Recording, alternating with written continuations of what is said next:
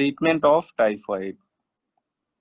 तो हम लोगों ने पहले देखा था कि ये जो टाइफॉइड फीवर है, एंट्रिक फीवर है, ये basically it is due to inflammation and infection of intestine.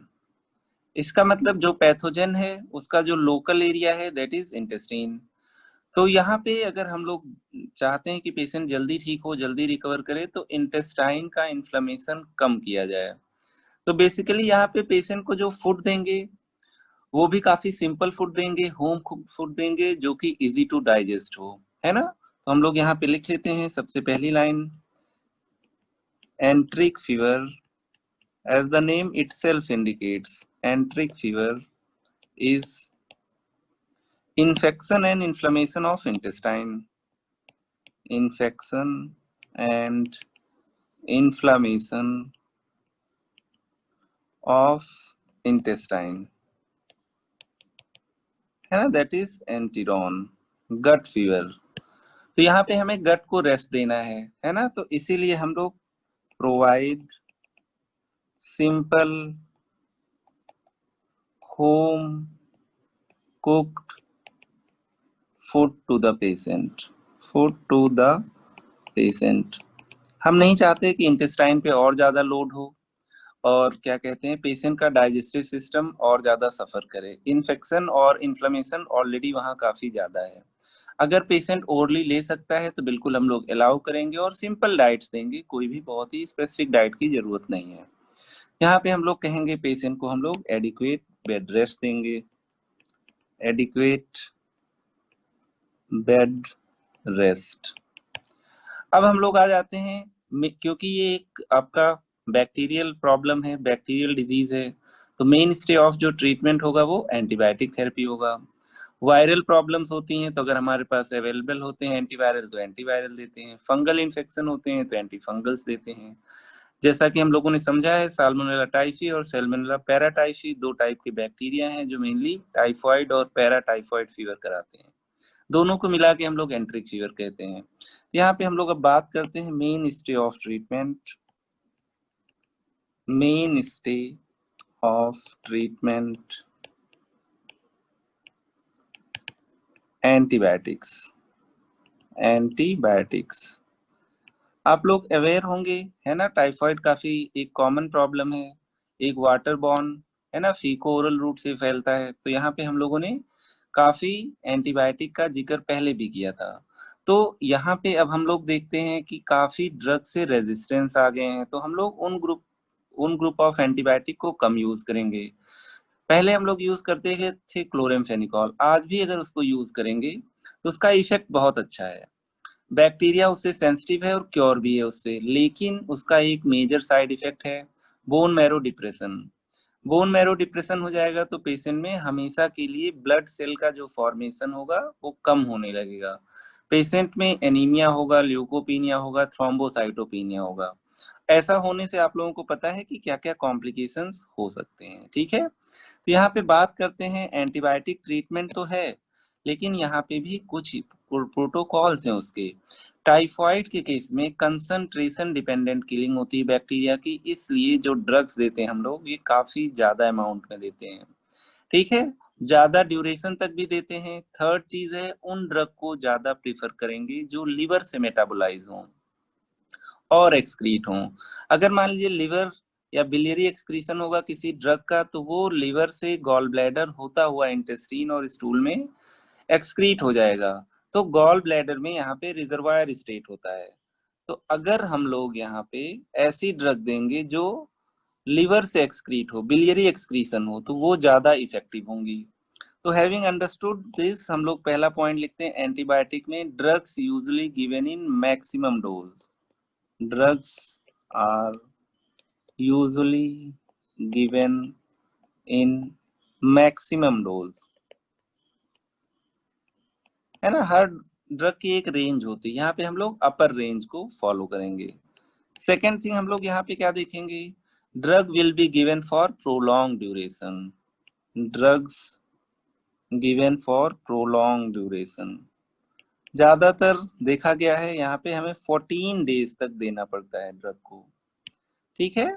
चलिए थर्ड चीज हम लोग ले लेते हैं यहाँ पे, वही बात, drugs excreted via bile, drugs excreted via bile, bile juice के साथ, है ना, that is hepatic excretion, hepatic या बिलियरी एक्सक्रीशन। तो कुछ ड्रग्स हमारे यूरिन में एक्सक्रीट होते हैं, कुछ ड्रग्स हमारे स्टूल में एक्सक्रीट होते हैं। तो अगर लिवर के थ्रू ये ड्रग मेटाबोलाइज होके आगे एक्सक्रीट होगी तो गॉल ब्लैडर से भी गुजरेगी। गॉल ब्लैडर में क्या होते हैं हमारे, यही टाइफाइड के बेसिलाई डोरमेंट स्टेज में छुपे हुए रहते हैं। अगर हम लोग टाइफाइड फीवर क्योर भी कर देते हैं तो हो सकता है ये आपके रिमेनिंग बैक्टीरिया आगे चल के रिलैप्स करवा दें, है ना। तो टाइफाइड फीवर काफी बार रिलैप्स भी करता है, इसलिए हमें ऐसी ड्रग देना है ताकि रिजर्वायर स्टेट ना क्रिएट हो, है ना। बिलियरी एक्सक्रीशन, एक्सक्रीशन सिंपल है, यहाँ पे लिख भी लेते हैं, because they kill the bacteria in reservoir organ. Reservoir organ यहाँ पे क्या है, रिजर्वायर ऑर्गन यहाँ पे है, reservoir organ that is gall bladder. हम लोगों ने सुना होगा कि टाइफाइड रिलैप्स करता है क्योंकि कुछ बैक्टीरिया क्या होते हैं, गॉल ब्लैडर में छुपे हुए होते हैं। अब यहाँ पे एंटीबायोटिक की बात कर लिया, चलिए बिल्कुल सिंपल है, antibiotics are mainstay of treatment and they should be mainstay of treatment. कौन सी एंटीबायोटिक यूज करेंगे, तो हम लोग ऐसे देखते हैं कि पहले क्या चलती थी, फिर उसके बाद क्या स्टार्ट हुई, फिर उसके बाद अभी रिसेंटली क्या ज्यादा प्रैक्टिस में है, और फिर अगर उससे भी काम ना चले तो हम लोग और ऊपर लेवल पे कौन सी एंटीबायोटिक ट्राई कर सकते हैं। तो ये फुली क्योरेबल डिजीज है, अगर हम इसको प्रॉपरली ट्रीट नहीं करेंगे रिलैप्स तो करेगा ही, कुछ कॉम्प्लिकेशन भी करेगा जैसे इंटेस्टाइनल परफोरेशन, ऑब्स्ट्रक्शन, सेप्टिसीमिया, है ना। और इसमें मॉर्टेलिटी मॉर्बिडिटी भी काफी ज्यादा है इफ नॉट ट्रीटेड वेल। यहाँ पे हमारे पास एंटीबायोटिक्स हैं, तो हम लोग पहले यूज करते थे first generation antibiotic, first generation antibiotic against typhoid, है ना, या इन एंट्रिक फीवर, एंट्रिक फीवर। तो आप लोगों को पता है कि पहले क्लोरेमफेनिकॉल दिया जाता था, आज भी दिया जाए तो बहुत ही इफेक्टिव ड्रग है, लेकिन इसका एक side effect bone marrow depression, है ना, काफी कॉमन हो गया था, है ना। तो टाइफाइड को तो हम बाकी ड्रग से भी ठीक कर सकते हैं, तो इस ड्रग को विथड्रॉ कर लिया गया है ना। तो यहाँ पे हम बताते हैं फर्स्ट जनरेशन जो ड्रग थी दैट इज क्लोरेमफेनिकॉल, क्लोरेमफेनिकॉल, ठीक है, ये अब बैन ड्रग की कैटेगरी में आ गया है ना। यहाँ पे हम लोग कहते हैं it was very effective but withdrawn because it causes bone marrow depression। पता है आपको, बोन मैरो ही सारी ब्लड सेल्स बनाता है, अगर बोन मैरो डिप्रेशन हो जाएगा तो पेशेंट आगे और भी प्रॉब्लम से सफर करेगा, है ना, फिर शायद रिपीटेड ब्लड ट्रांसफ्यूजन कराना पड़े, या हो सकता है बोन मैरो ट्रांसप्लांट कराना पड़े। तो फर्स्ट जनरेशन जो ड्रग है वो आपकी क्लोरेमफेनिकॉल है, now it is withdrawn from market. चलिए सेकेंड जनरेशन पे आते हैं। सेकेंड जनरेशन ड्रग्स आपकी फ्लोरोक्विनोलोन्स हैं, ये सब ग्राम नेगेटिव बैक्टीरिया है, आपको पता है fluoroquinolones work better against gram negative bacteria. तो हम लोग आ जाते हैं सेकेंड जनरेशन ड्रग्स पे। Second generation, second generation drugs against एंट्रिक fever, ये भी काफी कॉमन दवाएं हैं। अब ये इफेक्टिव तो थी, इसमें भी कोई डाउट नहीं है, लेकिन ज्यादातर ड्रग्स ओवर यूज हो चुकी हैं, काफी पहले से यूज हो रही हैं, तो बैक्टीरिया इसके अगेंस्ट रेजिस्टेंट हो गए हैं, ठीक है। तो दे आर इफेक्टिव बट यहाँ पे क्या है, नाउअडेज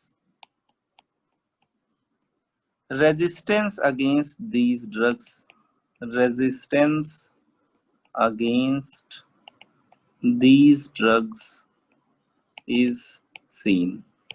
तो इसीलिए हम लोग ब्लड कल्चर तो कराते हैं, उसके साथ कल्चर एंड उसके साथ सेंसिटिविटी टेस्ट भी कराते हैं कि बाई चांस अगर इन सेकेंड जनरेशन ड्रग्स जो कि आपकी कौन सी हैं, फ्लोरोक्विनोलोन्स। इनसे अगर बैक्टीरिया आपका रेजिस्टेंट हो गया है तो हम सिफेलोस्पोरिन की तरफ चलें, जिनको हम लोग थर्ड जनरेशन कहेंगे। यहाँ पे जो सेकेंड जनरेशन ड्रग्स हैं, they are fluoroquinolones. Fluoroquinolones short form में हम लोग लिखते हैं एफक्यूज। यहाँ पे दो ड्रग काफी इंपॉर्टेंट हैं, सिप्रोफ्लॉक्सासिन, ओफ्लॉक्सासिन। अगर पेशेंट ओरली ले सकता है, बहुत क्रिटिकली इल नहीं है, तो हम लोग कोशिश करते हैं इसको ओरल दें। अगर पेशेंट नहीं ले सकता है तो आईवी दे सकते हैं। यहाँ पे फर्स्ट लिख लेते हैं इंजेक्शन या टैबलेट सिप्रोफ्लॉक्सासिन। सिप्रोफ्लॉक्सासिन काफी कॉमन ड्रग है, मार्केट में किस नाम से आती है, सिप्लॉक्स नाम से आती है। मार्केट में टैबलेट या इंजेक्शन सिप्लॉक्स नाम से आती है। ठीक है, कोई बहुत कॉस्टली दवा भी नहीं है, बहुत ही कॉमन मेडिसिन है। मान लीजिए टैबलेट के फॉर्म में पेशेंट ओरली ले पा रहा है तो हम लोग देंगे tablet Ciplox 500 milligram TDS for 14 days. याद रखिएगा टाइफाइड का ट्रीटमेंट काफी लंबा चलता है। ठीक है, अब यहाँ पे दूसरी ड्रग की तरफ चलते हैं, इंजेक्शन और टैबलेट ओफ्लॉक्सासिन। टैबलेट या इंजेक्शन ओफ्लॉक्स नाम से मार्केट में आता है। आइए सेकंड बात कर लेते हैं हम लोग, टैबलेट या इंजेक्शन ओफ्लॉक्सासिन। ओफ्लॉक्सासिन मार्केट में किस नाम से आएगा, मार्केट में आता है ये इंजेक्शन या टैबलेट ओफ्लॉक्स नाम से, है ना। तो यहाँ पे हम लोग दे देते हैं 400, मान लीजिए ओरल ले पा रहा है, ठीक है, तो यहाँ पे टैबलेट ओफ्लॉक्स 400 मिलीग्राम की स्ट्रेंथ में अवेलेबल होती है। 1 टैबलेट BD फॉर 14 डेज।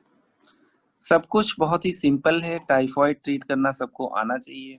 ठीक है, जैसे हम लोगों ने इन्वेस्टिगेशन देखा था, Widal test, typhidot test, blood culture, urine culture, stool culture, ये सब चीज देख के क्लिनिकल फीचर से मैच करके हम लोग इजीली डायग्नोसिस भी बना सकते हैं।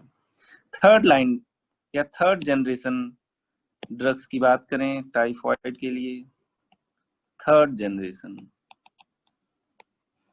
थर्ड जनरेशन, तो थर्ड जनरेशन में कौन सी ड्रग्स है हमारे पास, सिफेलोस्पोरिन है, सिफेलोस्पोरिन।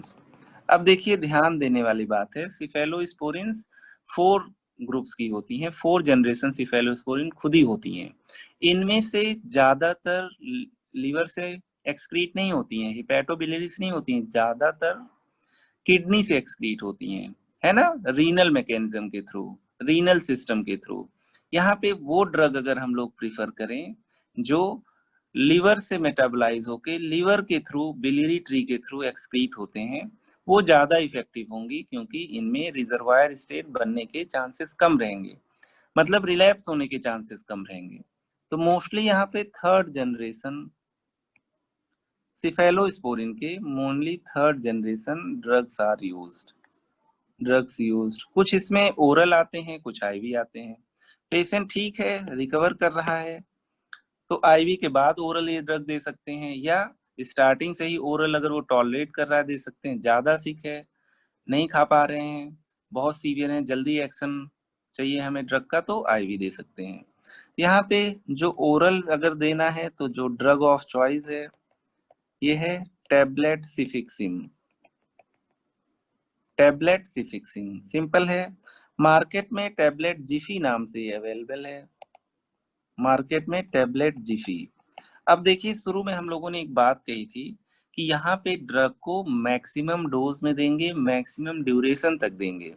टैबलेट जिफी आपकी 200 मिलीग्राम की स्ट्रेंथ में आती है, तो यहाँ पे कोई बच्चा भी होगा अगर तो भी हम उसको ज्यादा देंगे, डबल डोज में। एडल्ट होगा तो यहाँ पे 2 टैबलेट BD देंगे फॉर 14 डेज, 1 टैबलेट नहीं 200 टैबलेट। तो यहाँ पे ज्यादातर मार्केट में आती है 200 की स्ट्रेंथ में, लेकिन हम कितना देंगे, tablet Zifi 400 milligram 1 tab BD for 14 days, है ना। तो यहाँ पे ध्यान रखने वाली बात है 400 मिलीग्राम, 200 मिलीग्राम नहीं। यूजली हम लोग जिफी या सिफिक्सिम 200 मिलीग्राम स्ट्रेंथ में BD लेते हैं, यहाँ पे 400 मिलीग्राम BD। ठीक है, आइए देख लेते हैं जिफी दिखता कैसा है। मुझे उम्मीद है कि काफी लोगों ने जिफी यूज भी किया होगा। ये आपका जिफी है, बहुत ही कॉमन मेडिकेशन है। ठीक है, डॉक्टर्स को शौक है जिफी देने का। जिफी मतलब सिफिक्सिम 200 मिलीग्राम टेबलेट है। किसी को टाइफाइड होगा तो 2 टेबलेट बीडी देना है। कितने दिन तक देना है? 14 डेज के लिए। टाइफाइड का ट्रीटमेंट ही है 14 डेज तक। ठीक है, तो यहाँ पे अगर हम ओरल दे रहे हैं सिफेलोस्पोरिन तो यहाँ पे जिफी हमारा ड्रग ऑफ चॉइस है। इफ पेशेंट इज सिक, अगर पेशेंट काफी सिक है, इज वेरी सिक, ठीक है, हमें रेस्पॉन्स जल्दी चाहिए या पेशेंट ओरली नहीं ले पा रहा है, तो हम लोग इंजेक्शन क्या देंगे? इंजेक्शन सेफ्ट्रैक्सोन देंगे। बाकी और भी इंजेक्शन हैं जैसे सेफ्टाजिनिम, ढेर सारे और हैं, सब काम करेंगे टाइफाइड, है ना, टाइफाइड बैसिलाई के अगेंस्ट। जैसे सिफोटैक्सिम भी है, लेकिन सेफ्ट्रैक्सोन इसलिए यूज करेंगे, सेफ्ट्रैक्सोन आपका बिलियरी ट्री या बाइल से एक्सक्रीट होता है ना। तो यहाँ पे हम लोग लिखते हैं drug of choice injection ceftriaxone. Injection ceftriaxone third generation cephalosporin है, केवल इंजेक्टेबल फॉर्म में अवेलेबल होती है। तो यहीं पे ये लाइन लिख लेते हैं कि ये ड्रग आपकी, इसका बिलियरी एक्सक्रीशन होगा, इसलिए आपके रिलैप्स को प्रिवेंट करेगी या कैरियर स्टेट को भी ये ट्रीट कर देगी, है ना। Has biliary excretion, biliary excretion, है ना। देयरफॉर आपका क्या कहती है? Prevents relapse, prevents relapse. कोई कैरियर है तो ट्रीट कर देगा, कैरियर स्टेट गेट्स ट्रीटेड। चलिए, तो यहाँ पे हम लोगों ने बात कर लिया इंजेक्शन सेफ्ट्रैक्सोन का। सेफ्ट्रैक्सोन भी बहुत ही कॉमन ड्रग है, used and misused both. Market में किस नाम से आती है? इंजेक्शन जोन नाम से, या कहीं कहीं इंजेक्शन मोनोसेफ नाम से। ठीक है, डिफरेंट स्ट्रेंथ में आती है। ठीक है, कोई भी आप एंटीबायोटिक देंगे तो वहाँ पे सेंसिटिविटी टेस्ट कर लीजिए तो ज्यादा बेटर है। तो एक इंजेक्शन हम लोग देख लेते हैं। अब बात आ जाती है इसके डोज की। डोज हमेशा, अगर हम लोग टाइफाइड पढ़ रहे हैं तो मैक्सिमम डोज, तो यहाँ पे कितना देंगे हम लोग? 2 ग्राम IVBD। पेशेंट रिकवर करने लगेगा तो ये इंजेक्शन बंद करके ओरल सिफिक्सिम पे ले सकते हैं। लेकिन अगर पेशेंट सिक है, ओरली नहीं ले पा रहा है, तो हम लोग एटलीस्ट 72 आवर्स तक चाहते हैं पेशेंट को IV दिया जाए। आइए यहाँ पे भी देख लेते हैं इंजेक्शन मोनोसेफ, मतलब इंजेक्शन कौन सा है ये है आपका इंजेक्शन मोनोसेफ। ठीक है, मोनोसेफ नाम से आता है और यहाँ पे मैंने 2 ग्राम वाला इंजेक्शन लिया है। तो इंजेक्शन मोनोसेफ कितना देंगे आप लोग? 2 ग्राम IVBD। जब तक ज्यादा सिक है तब तक IV देंगे, बाद में ओरल कर सकते हैं। ठीक है, अगर IV ही देना पड़ा तो बिल्कुल दोगे 14 डेज तक। तो ओरल अगर हम लोग प्रिफर करेंगे सिफेलोस्पोरिन तो हमें जिफी देना है, मतलब सिफिक्सिम देना है ना। और अगर हम IV देंगे तो हम लोग यहाँ पे इंजेक्शन सेफ्ट्रैक्सोन देंगे। ठीक है, ढेर सारे और भी सिफेलोस्पोरिन्स आते हैं, लेकिन हम लोग प्रीफर वो करते हैं जिसको लिवर एक्सक्रीट करे, किडनी नहीं, क्योंकि हमें गॉल ब्लैडर से बैक्टीरिया को क्लियर कराना है ताकि आगे चल के रिजर्वायर स्टेट ना बने और पेशेंट रिलैप्स ना करे। आइए अब हम लोग इतना देख लिए हैं, फोर्थ जनरेशन पे चलते हैं, है ना। Fourth generation anti typhoid antibiotics लिख लेते हैं। फोर्थ जनरेशन, फोर्थ जनरेशन, मान लीजिए कोई पेशेंट रेस्पॉन्ड नहीं कर रहा है ना, drugs against एंट्रिक fever. Fourth generation की बात हो रही है, मतलब कोई थर्ड जनरेशन सिफेलोस्पोरिन को भी नहीं रेस्पॉन्ड कर रहा है। हो सकता है उसके अगेंस्ट भी रेजिस्टेंस हो। ठीक है, तो यहाँ पे जो ड्रग ऑफ चॉइस हैं आपके वो मैक्रोलाइड्स हैं, मैक्रोलाइड्स। ठीक है, मैक्रोलाइड्स आप लोग फार्मा में डिटेल में पढ़ोगे। और यहाँ पे पर्टिकुलरली अगर एक ड्रग का नाम लें तो यहाँ पे हम लोग कहते हैं टैबलेट एजिथ्रोमाइसिन। डिफरेंट नेम से ये मार्केट में अवेलेबल है, सिरप के फॉर्म में भी अवेलेबल है। कोई बच्चा है, यहाँ पे हम लोग कहें इसको भी डबल डोज में देंगे, जो यूजली हम लोग डोज यूज करते हैं उससे ज्यादा। डबल डोज में, है ना। स्टार्टिंग में ही हम लोगों ने बात किया था कि हमें टाइफॉइड के केस में ड्रग्स को मैक्सिमम साइड में देना है, मैक्सिमम डोज में। मार्केट में ये किन नेम से अवेलेबल है, मेरे ख्याल से इस दवा को भी सबने यूज जरूर किया होगा कभी ना कभी। मार्केट में ये एजी नाम से अवेलेबल है, एजीथ्राल नाम से अवेलेबल है। अब ऐसा नहीं कि बस यही 3 नाम से अवेलेबल है, आप जहाँ रहते होंगे वहाँ पे डिफरेंट आपके कंपनी के ड्रग्स चलते होंगे। एजीथ्राल, एजीवेंट नाम से भी मैंने देखा है, एजीसिप नाम से भी देखा है, एजीथ्राल, एजीवेंट। ठीक है, 250 और 500 मिलीग्राम के टैबलेट्स में ये अवेलेबल है। तो लिख लेते हैं टैबलेट एजी 500 मिलीग्राम। नॉर्मली हम लोग एजिथ्रोमाइसिन ओडी देते हैं 500 मिलीग्राम एडल्ट में भी, यहाँ पे हम लोग बीडी देंगे। इस ड्रग के साथ थोड़ी सी रियायत है फॉर 7 डेज। नहीं क्लिनिकल इंप्रूवमेंट मिला है तो may be extended till 14 days. तो ये एक ऐसी ड्रग है जो टाइफॉइड की क्लियरिंग को और जल्दी करती है। 14 डेज के बजाय हो सकता है 7 डेज में पेशेंट इंप्रूव कर जाए, है ना। तो इस तरीके से अगर किसी को टाइफॉइड हो गया है तो हम लोग उसका ट्रीटमेंट कैसे करेंगे। कोई कैरियर है टाइफॉइड का, उसे भी ट्रीट कर दो, वरना वो स्प्रेड करता रहेगा इन्फेक्शन। ये एक ऐसी डिजीज है जो वैक्सीन प्रिवेंटेबल भी है। तो हमारे पास कुछ वैक्सीन हैं जो इफेक्टिव हैं और इस टाइफॉइड को प्रिवेंट किया जा सकता है। ठीक है, तो ये वैक्सीन प्रिवेंटेबल डिजीज है, उसकी भी बात अभी कर लेते हैं। एक बार फिर से इसको रिवाइज कर लेते हैं। सिंपली हम लोगों ने बात किया कि यहाँ पे हम लोग टाइफॉइड के ट्रीटमेंट में अगर पेशेंट ज्यादा सिक नहीं है तो ओरल दे देंगे, ज्यादा सिक है तो आईवी दे देंगे। ड्रग्स को कोशिश करेंगे मैक्सिमम डोज में दें और 14 डेज का ड्यूरेशन हम लोग यहाँ पे फॉलो करें। फर्स्ट जनरेशन पहले क्या यूज होती थी, क्लोरेमफेनिकॉल, लेकिन क्योंकि बोन मैरो डिप्रेशन इसका साइड इफेक्ट है, इसको विदड्रॉ कर लिया गया है। सेकेंड जनरेशन फिर फ्लोरोक्विनोलोन से ट्रीटमेंट स्टार्ट किया गया, लेकिन over period of time bacteria ने रेजिस्टेंस डेवलप कर लिया, तो अब हम लोग थर्ड जनरेशन ज्यादातर यूज करते हैं। जहां तक फ्लोरोक्विनोलोन की बात रही तो बहुत ज्यादा सिप्रोफ्लॉक्स का यूज होता था और एक ऑल्टरनेट ओफ्लॉक्स का। टैबलेट इंजेक्शन दोनों फॉर्म में ये इंजेक्शन अवेलेबल हैं, ये मेडिसिन अवेलेबल है। पेशेंट की कंडीशन देखते हुए हम लोग दे सकते हैं इंजेक्टेबल या ओरल। थर्ड जनरेशन सिफेलोस्पोरिन्स, इनके अगेंस्ट अभी उतना रेजिस्टेंस नहीं है। यहाँ पे अगर पेशेंट कम सिक है तो ओरल सिफिक्सिम देंगे, जिफी नाम से मार्केट में आती है। डबल डोज में देंगे, मतलब 200 मिलीग्राम बीडी ना दे के हम लोग 400 मिलीग्राम बीडी देंगे। ठीक है, फिर हम लोग आ जाते हैं इंजेक्शन सेफ्ट्राक्सोन पे। अगर पेशेंट ज्यादा सिक है, हमें जल्दी रिस्पॉन्स चाहिए, तो हम लोग इंजेक्शन सेफ्ट्राक्सोन का यूज करेंगे। 1 ग्राम बीडी नहीं देंगे, 2 ग्राम बीडी देंगे इसको। ठीक है, मतलब यहाँ पे भी हम लोगों ने डोज को हायर साइड रखा है। इंजेक्शन जोन या इंजेक्शन मोनोसेफ नाम से आता है। फिर हमारे पास है फोर्थ जनरेशन, है ना। ये हमारे पास सबसे हाईएस्ट लेवल ऑफ ड्रग्स हैं अगेंस्ट टाइफॉइड। तो ये मैक्रोलाइट्स में मेनली आपका एजिथ्रोमाइसिन। नॉर्मली एजिथ्रोमाइसिन एजीथ्राल, एजीवेंट नाम से आती है और 500 मिलीग्राम ओडी फॉर 5 डेज लिया जाता है। यहाँ पे ड्यूरेशन तो ज्यादा है ही, 500 मिलीग्राम बीडी, मतलब यहाँ पे 1 ग्राम पर डे, है ना, नॉट 500 मिलीग्राम पर डे। तो यहाँ पे भी हम इसको ज्यादा डोज में ले रहे हैं। अब हम लोग देख लेते हैं, अगर कोई टाइफॉइड का कैरियर है, मतलब उसे खुद को टाइफॉइड डिजीज या सिम्टम के साथ नहीं प्रेजेंट कर रही है, बस वो स्प्रेड कर रहा है, तो ट्रीटमेंट ऑफ कैरियर स्टेज की बात करते हैं।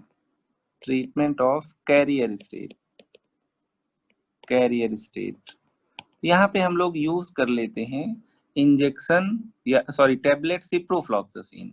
ठीक है, थोड़ा लॉन्ग टाइम तक देना होगा। टैबलेट सिप्रोफ्लॉक्सासिन, इसको हम लोग एक्सटेंडेड ड्यूरेशन तक देते हैं 28 डेज तक। ठीक है, तो सिप्रोफ्लॉक्सासिन, एमॉक्सिसिलिन को भी यूज कर सकते हैं as a treatment, treatment carrier state के लिए। ठीक है, ताकि स्प्रेड ना हो।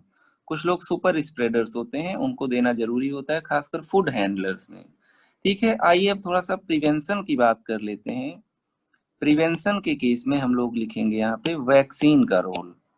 प्रिवेंशन, तो ये एक वैक्सीन प्रिवेंटेबल डिजीज है। Typhoid is a vaccine preventable disease. हम लोगों ने ढेर सारे यहाँ पे एंटीजेंस देखे थे जब हम लोग इन्वेस्टिगेशन देख रहे थे ना, जैसे सोमैटिक एंटीजन देखा था, ओ एंटीजन, फ्लैजुलर एंटीजन देखा था, एच एंटीजन, उनके अगेंस्ट जो एंटीबॉडीज बनती थी उनको हम लोग विडाल टेस्ट में डिटेक्ट करके बताते थे कि किसी को टाइफॉइड है कि नहीं है।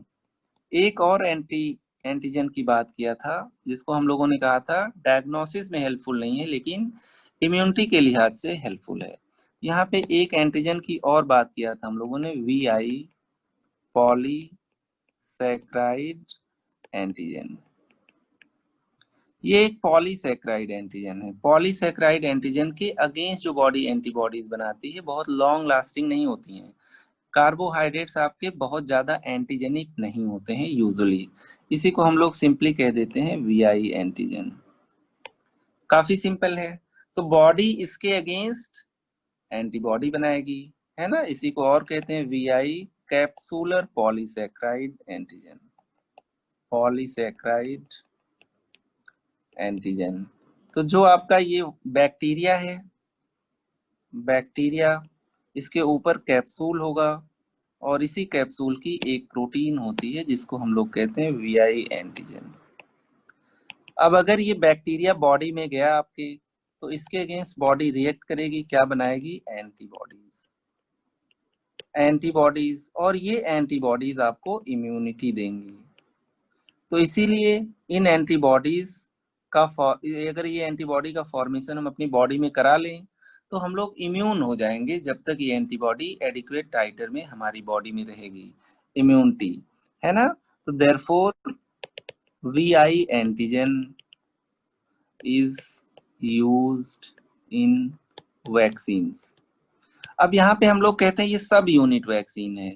अगर हम किसी की बॉडी में केवल VI एंटीजन इंजेक्ट कर दें तो उसको डिजीज तो नहीं होगी क्योंकि बैक्टीरिया तो गया ही नहीं, डिवाइड नहीं करेगा वहां पे, इन्वेज नहीं करेगा, है ना, इन्फ्लेमेशन नहीं कराएगा।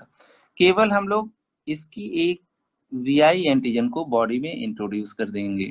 तो ये एक सब यूनिट वैक्सीन है जिसमें VI एंटीजन को बॉडी के अंदर एडमिनिस्टर कर देते हैं और बॉडी उसके अगेंस्ट इम्यूनिटी बनाती है। ठीक है। तो यहाँ पे हम लोग बात करते हैं, दो टाइप की वैक्सीन होती हैं। VI एंटीजन बॉडी में गई और आपने बनाया एंटीबॉडी जिससे अब आप प्रोटेक्टेड हो, किससे, टाइफॉइड से, है ना। तो चलिए यहाँ पे अगर देखा जाए तो हमारे पास दो वैक्सीन अवेलेबल हैं। एक simple VI polysaccharide vaccine number 1, VI capsular polysaccharide vaccine. तो जो ये आपके पॉलीसैकेराइड्स हैं एक तरीके से कार्बोहाइड्रेट है। तो कार्बो जनरली जो एंटीजन होते हैं प्रोटीन्स होते हैं और वो ज्यादा एंटीजेनिक होते हैं, मतलब बॉडी में ज्यादा एंटीबॉडी फॉर्मेशन कराते हैं। ठीक है, ये आपका क्या है, ये आपका पॉलीसैकेराइड है, मतलब कार्बोहाइड्रेट है। तो ये बॉडी में बहुत ज्यादा एंटीबॉडी प्रोडक्शन नहीं करा पाएगा, बॉडी में less amount of antibodies are formed. ठीक है, थोड़े दिन में लेस होंगे तो बॉडी से क्लियर हो जाएंगे, less amount of antibodies formed. तो कुछ वैक्सीन होती हैं जो VI पॉलीसैकेराइड को सिंपली यूज करते हैं। ठीक है, तो ये वाली ये आपकी वैक्सीन उतनी इफेक्टिव नहीं होती हैं, ये आपके लेस एंटीबॉडीज फॉर्म्ड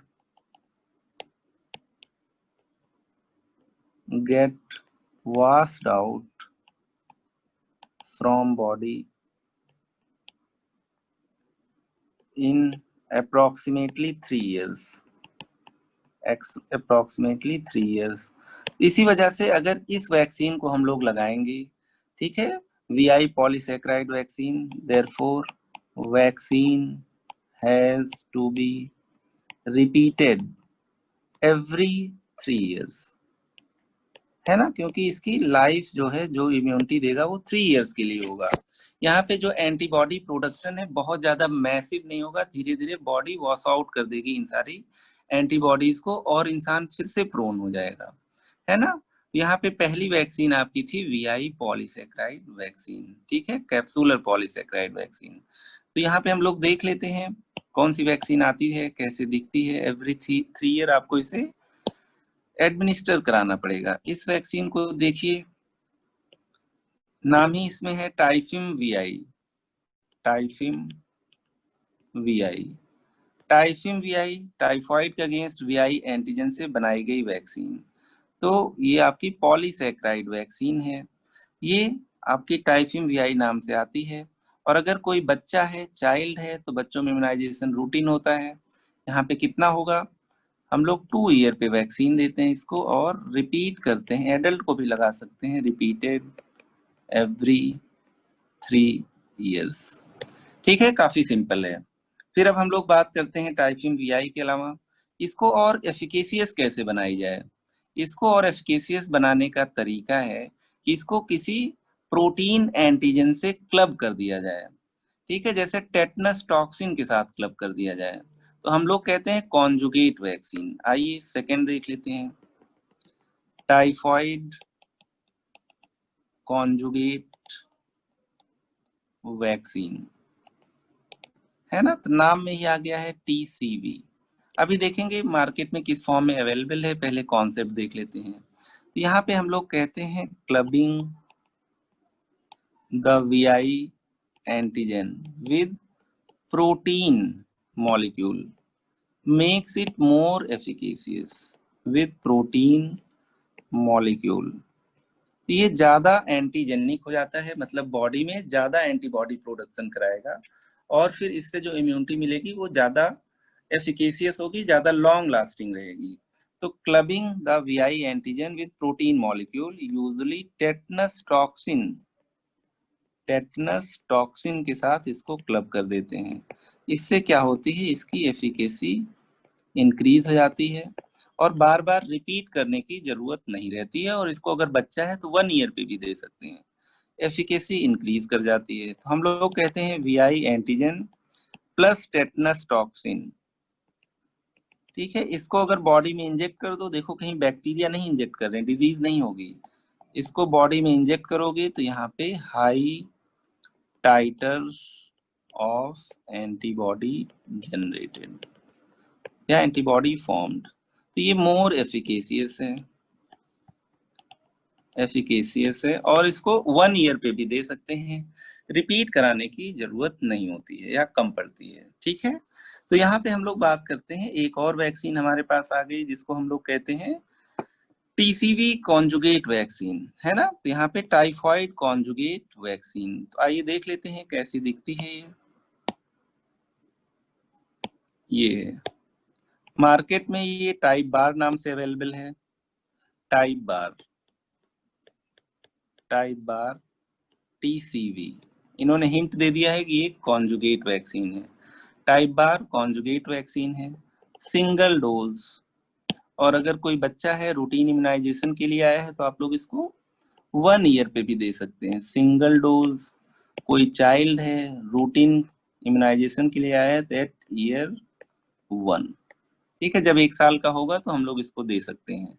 यहाँ पे हम लोगों ने देख लिया है कि टाइफाइड एक वैक्सीन प्रिवेंटेबल डिजीज है, और अगर हम लोग यहाँ पे टाइफाइड कॉन्जुगेट वैक्सीन यूज कर रहे हैं तो ये ज्यादा एफिकेशियस है, क्योंकि यहाँ पे पॉलीसैकेराइड एंटीजन को हम लोगों ने प्रोटीन एंटीजन जो कि टेटनस टॉक्सिन है उसके साथ क्लब कर दिया है, तो बॉडी ज्यादा एंटीबॉडी फॉर्म करेगी और ये लॉन्ग लास्टिंग इफेक्ट रहेगा इसका।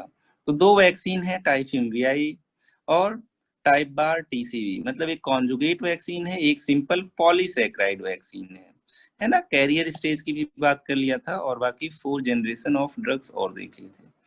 चलिए, थैंक यू।